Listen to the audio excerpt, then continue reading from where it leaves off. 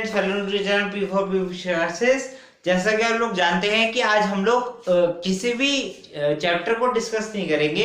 आज हम लोग डिस्कस करेंगे स्ट्रेटजी, ठीक है, कि हमें 100% मार्क्स सारे सब्जेक्ट में कैसे लेके आने। ठीक है, सारे सब्जेक्ट में तो नहीं, लेकिन मैथ, साइंस और सोशल, ये तीन सब्जेक्ट ऐसे हैं जिसमें आपके 90 अबव तो खींच सकते हैं, लेकिन साइंस और उसमें मैथ्स में 100% आ सकते हैं, क्योंकि मेरे खुद के आए हुए हैं। ठीक है, तो इसलिए मैं आपको बता सकता हूँ कि कैसे आ सकते हैं। तो मैं अपना एक्सपीरियंस कुछ शेयर कर देता हूँ। तो एक्सपीरियंस कुछ ये है कि सबसे पहले अगर हम मैथ्स को देखें तो मैथ्स में आपको क्या करना है कि आपके पास आर डी शर्मा तो होगी, आर एस अग्रवाल होगी, आर डी शर्मा होगी। एनसीईआरटी नहीं करनी है, ठीक है, एनसीईआरटी बिल्कुल भी नहीं करनी है। ठीक है, रिफ्रेशमेंट के लिए वो एक तरीके से जैसे खाने का जायका थोड़ा सा खा लेते हैं ना, सौंफ वगैरह, वही है एनसीईआरटी। ठीक है, वो करना है। मेन आपकी आरडी और आर एस अग्रवाल है, और मैं तो आपको बताऊं आर एस अग्रवाल भी जो है वो उसमें भी बहुत मिसप्रिंट है, तो आर डी शर्मा को ही प्रेफर करिएगा। ठीक है, तो उसके पहले तो आपको चैप्टर्स के सारे रिविजन करने हैं। ठीक है, रिविजन करने के बाद क्या करना है, जब आपके सारे चैप्टर के रिविजन हो गए उसके बाद आपको क्या करना है, इंटरनेट पे जाना है। इंटरनेट पे जाना है, सारे चैप्टर के कम से कम 10 क्वेश्चन, ठीक है, बस 10 ही क्वेश्चन बोल रहा हूं आपको, 10 क्वेश्चन आपको ले लेने हैं। ठीक है, 6 नंबर के, मतलब जो मैक्सिमम मार्क्स के नंबर आते हैं। ठीक है, जो मैक्सिमम मतलब आपके में 4 के हो, 5 के हो, 6 के, जो भी के भी हो। ठीक है, तो 10 क्वेश्चन ले लेने हैं, 10 क्वेश्चन ले लेने हैं और उन 10 क्वेश्चन को सॉल्व करना है अच्छी तरीके से। ठीक है, 2 चीजें तो हो गई। तीसरी चीज आपकी जो आती है वो आती है सैंपल पेपर्स।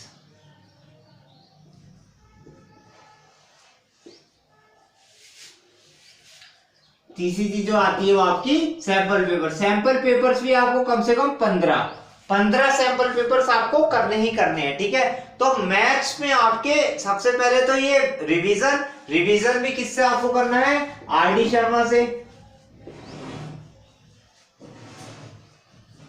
ठीक है, उसके बाद इंटरनेट, उसके बाद सैंपल पेपर। ये 3 चीजें अगर आप कर लेते हैं तो आपके 100 में से 100 नंबर तो कहीं ना कहीं से कहीं नहीं है किसी भी हाल में। ठीक है, मैं अपना एक्सपीरियंस बताऊं तो मेरे 85% मतलब 85 नंबर मुझे पता था कि अगर आप जितने ज्यादा से ज्यादा क्वेश्चन करेंगे तो आपको पता चल जाएगा कि हाँ आंसर यही है। ठीक है, तो मुझे पता था कि 85 के आंसर्स यही है। ठीक है, बच क्या रहे थे 25 नंबर में अपना दिमाग चलाना था कि हाँ भाई ऐसे ऐसे करने हैं। तो भगवान की दया से 100 में से 100 नंबर आ गए। ठीक है, साइंस में भी यही हुआ। ठीक, सारे डायग्राम बहुत अच्छी तरीके से बनाए, नीट एंड क्लीन, तो दोनों में आए नंबर। ठीक है, और अगर आपको दिक्कत हो रही है तो आप मेरा रोल नंबर ले लीजिएगा, मैं आपको कमेंट बॉक्स में बता दूंगा, चेक कर लीजिएगा। ठीक है, जाके तो ये हो गया आपका मैथ्स का। ठीक है, मैथ्स में चैप्टर्स करने हैं, इंटरनेट से करना है, और सैंपल पेपर जो है आपको 15 क्वेश्चन कम से कम सॉल्व करने हैं, तो आपका ये हो जाएगा। ठीक है, मैथ्स का।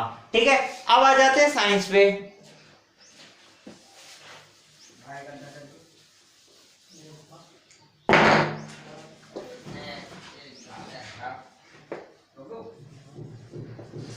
साइंस में भी मोस्ट इंपॉर्टेंट आती है आपकी फिजिक्स, फिर आती है केमिस्ट्री, और लास्ट में आती है बायो। इसमें भी आपको वही काम करना है जो आपको मैथ्स में करना है। ठीक है, क्या काम करना है, सबसे पहले तो आपको बुक से रिवीजन करना है, दूसरी बार इंटरनेट से रिवीजन करना है। ठीक है, 10 क्वेश्चन कम से कम ले लेने हैं सबके। तीसरी बात आपको सैंपल पेपर करना है। ठीक है, ये 3 का कर देने तो आपका साइंस भी कंप्लीट हो जाएगा। ठीक है, बुक कौन सी, एस्ट्रॉन, इसके अलावा और कोई नहीं।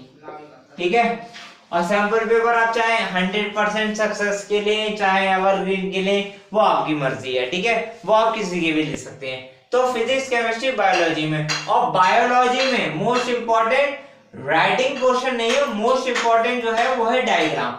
ठीक है, आपको सारे डायग्राम जो है वो अच्छी तरीके से याद होने चाहिए। जैसे सेल्स के हो गए, ठीक है, न्यूक्लियस के हो गए, एनिमल सेल और प्लांट सेल में डिफरेंशिएट हो गया, ये सब हो गया। टिश्यू क्या हो गए, सेल्स, टिश्यू, ऑर्गन सिस्टम, इस तरीके से बॉडी बनती है। तो ये सब चीजें आपको पता होनी चाहिए। ठीक है, ये हो गया आपका साइंस का, मैथ, साइंस और अब आ जाते हैं सोशल्स पे, ठीक है। सोशल्स पे आ जाते हैं, तो सोशल्स में क्या करना है आपको। सोशल में तो खैर कुछ इतना खासा करना नहीं है, लेकिन हाँ इंपॉर्टेंट तो है। खैर सोशल्स में आपको क्या करना है, सोशल्स में आपको सबसे पहले ये करना है कि कुंदरा एंड बावा अगर आपके पास नहीं है तो खरीद लीजिए। दूसरी बात आपको एनसीईआरटी, ठीक है, ये आपको करनी है। तीसरी बात सैंपल पेपर्स, ये आपको करने कम से कम 15, ठीक है। और जितना लॉन्ग और जितना ब्रॉड और जितना टू द पॉइंट आंसर आप लिख लेते हैं सोशल्स में पॉइंट वाइज, तो आपको नंबर आसानी से मिल जाएंगे, ठीक है। मैथ, साइंस और सोशल्स का जो स्ट्रेटजी है वो यही है, ठीक है। वीडियो को पॉज बैक कर करके देख लीजिएगा, ये आपको समझ में आ जाएगा, ठीक है। अब मैं आपको ये बताता हूँ कि डेली रूटीन आपका क्या है। अब देखिए स्कूल तो आपको जाना नहीं होगा, ठीक है, और जा भी रहे हैं तो स्कूल में जाइए, स्कूल जाने का कोई फायदा नहीं है। तो कम से कम देखिए आपके पास 24 घंटे हैं, सभी के पास होते हैं, ठीक है। 24 घंटे में अगर आप मान लीजिए 10 घंटे भी सो लेते हैं, ठीक है, 10 घंटे भी सो लेते हैं, तो आपके पास बचे 14 घंटे। 14 घंटे में अगर आप 4 घंटे भी खेलने कूदने खाने पीने में भी निकाल देते हैं, तो आपके पास बचे कितने, 10 घंटे, ठीक है। 10 घंटे में क्या, ये जो 10 घंटे हैं, इस 10 घंटे में आपकी पढ़ाई नहीं हो सकती, ठीक।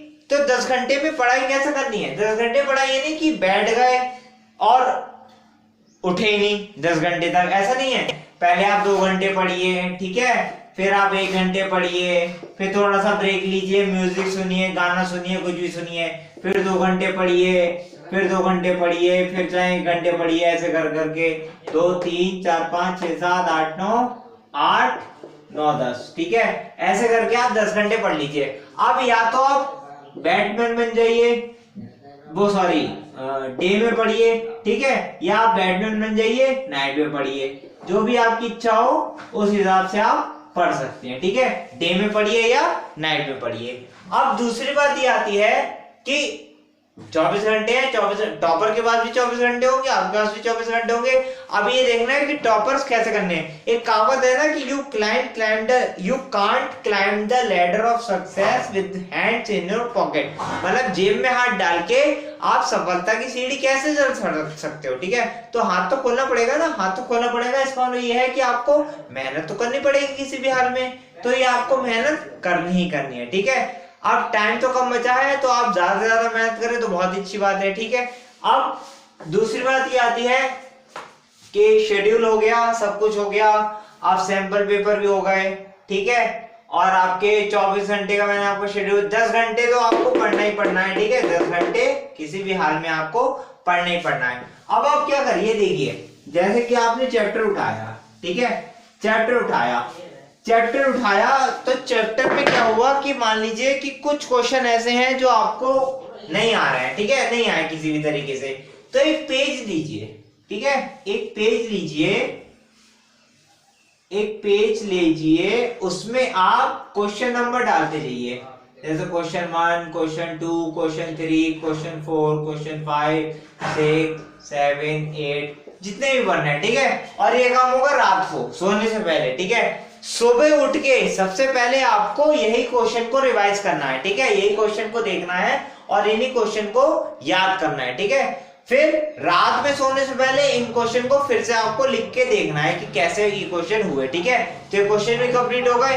इस तरीके से आपको सारे क्वेश्चन कंप्लीट हो जाएंगे, आपका पूरा सिलेबस कंप्लीट हो जाएगा, एक तरीके से कुछ ही नहीं रह जाएगा, ठीक है। बाकी अगर आपको कोई दिक्कत आती है तो आप मुझे बता सकते हैं, ठीक है, कि मतलब मैं अपना नंबर तो डाल ही देता हूँ, बता दूंगा मैं आपको।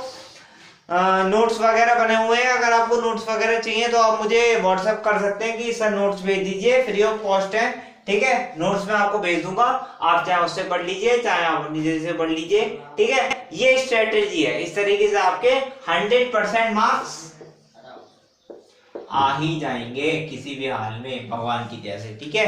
तो ये है आपकी स्ट्रेटेजी और आप आराम से पढ़िएगा, ठीक है। Till then take care, have a nice day, Bharat माता की जय।